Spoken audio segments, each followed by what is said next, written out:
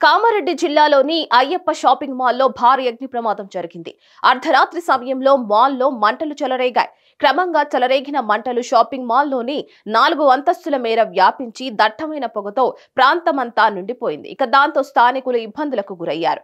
అగ్నిమాపక సిబ్బందికి సమాచారం అందించగా హుటాహుటిన ఘటన స్థలానికి చేరుకొని మంటలు అదుపు చేసే ప్రయత్నం చేశారు.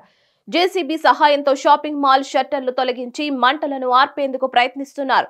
దాదాపు 7 గంటల నుంచి 6 ఫైర్ ఇంజిన్లతో మంటలను అదుపు చేసే ప్రయత్నాలు ఇంకా కొనసాగుతూనే ఉన్నాయి. మంటలు భారీగా ఎగిసి పడుతూ ఉండడంతో 2 అంతస్తుల్లో మంటలు అదుపు కాలేదు. దీంతో స్థానికుల్లో భయం మరింత పెరిగింది. ఈ ప్రమాదంలో సుమారు 6 కోట్ల ఆస్తి నష్టం జరిగినట్లు చెబుతున్నారు.